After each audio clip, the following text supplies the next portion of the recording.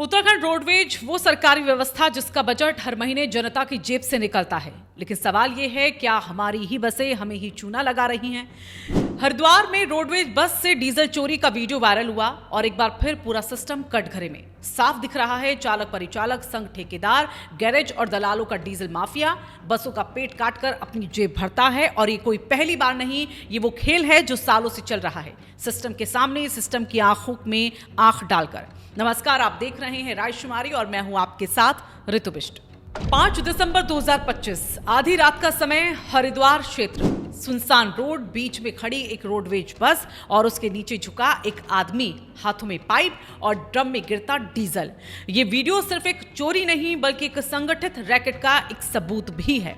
स्थानीय लोग बताते हैं, रात में बसें सुनसान जगहों पर रुकना, टैंकों से पाइप डालकर डीजल निकालना, ड्रम भरकर ट्रकों, मैक्सियो जैसी निजी वाहनों पर सप्लाई और ऊपर तक सेटिंग करना। तो क्या रोडवेज बसें यात्रियों से ज्यादा माफियाओं को सेवा दे रही हैं? कैसे चलता है डीजल चोरी का ये पूरा नेटवर्क? चलिए ये समझते हैं। सूत्रों के मुताबिक चोरी का सिस्टम बेहद प्रोफेशनल है। चालक परिचालक की भूमिका सबसे अहम। चोरी का मॉडल कुछ इस तरह यहाँ पर होता है कि पहला फर्जी एंट्री होती है, जितना किलोमीटर चलना नहीं उतना दिखाया जाता है। फर्जी खपत जैसे कि 4.5 का माइलेज लिखना लेकिन 6 का दिखाना। डीजल बचत का झांसा देते हैं और बचत कहकर सफेद में बेच देना। रात में चोरी की जाती है, सुनसान जगहों पर खड़े होकर सीधे टैंक से निकालना। स्थानीय गैरेज जो दिन में चमकाते हैं, रात में चोरी का तेल पीते हैं। ये रैकेट इतना मजबूत है, शिकायतें होती हैं, वीडियो वायरल होते हैं, लेकिन कोई कार्रवाई अब तक इन पर नहीं हुई है। अब चलिए जरा थोड़ा पीछे चलते हैं। नवंबर 2018 एक बड़ी खबर छपी थी, अब सेंसर रोकेगा रोडवेज बसों में डीजल की चोरी। 2018 में छपी खबर के मुताबिक हर बस में जीपीएस, डीजल टैंक में सेंसर रॉड, हर लीटर की मॉनिटरिंग और चोरी का फौरन अलर्ट। ट्रायल भी हुआ, सिस्टम सफल भी बताया गया और घोषणा हुई कि 1200 बसों में ये सिस्टम अब जल्द लगाया भी जाएगा। लेकिन 2018 से 2025 तक 7 साल बीत गए और हकीकत आज भी वही चोरी, उसी तरीके से और उसी निडरता के साथ भी। रोडवेज हर महीने करीब 1 करोड़ 20 लाख किलोमीटर चलती है। डीजल का मासिक खर्च 19 करोड़ रुपए बसें औसतन देती हैं। 4.5 किलोमीटर प्रति लीटर का माइलेज, जबकि माइलेज होना चाहिए 6 किलोमीटर प्रति लीटर का। मतलब महीने भर में करोड़ों का डीजल हवा हो जाता है, या यूं कहें कि जेबों में चला जाता है।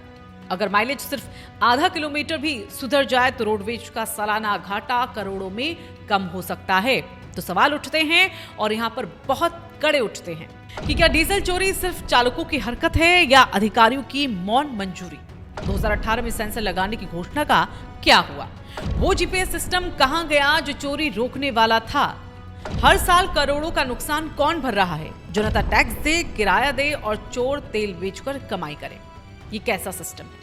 अगर 7 साल में भी समाधान नहीं निकला तो क्या माना जाए कि ऊपर तक सबको सब पता है?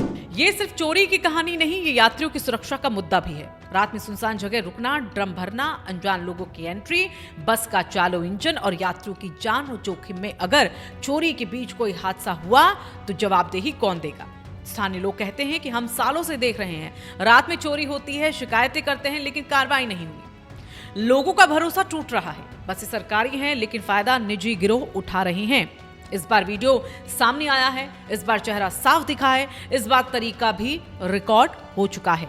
तो क्या इस बार कार्रवाई होगी या फिर हमेशा की तरह नोटिंग, रिपोर्ट, जांच और मामला ठंडे बस्ते में? रोडवेज का पहिया रोज घूमता है, लेकिन सवाल यह है किसके हित में? हर महीने करोड़ों का डीजल और उससे भी बड़ा सिस्टम का मौन। ये सिर्फ चोरी नहीं, ये सरकार को नुकसान, जनता को नुकसान और सिस्टम पर करारा तमाचा है। अब कार्रवाई होनी चाहिए, जरूरी है, और इस बार दोषी बचने नहीं चाहिए। अगर आप चाहते हैं कि मुद्दा दब ना जाए, अगर आप चाहते हैं कि सिस्टम सुधरे और अगर आप भी मानते हैं कि जनता का पैसा जनता का ही होना चाहिए, तो इस वीडियो को आप लाइक करें, शेयर करें और कमेंट जरूर करें। आपकी आवाज ही असली बदलाव की एक शुरुआत हो सकती है।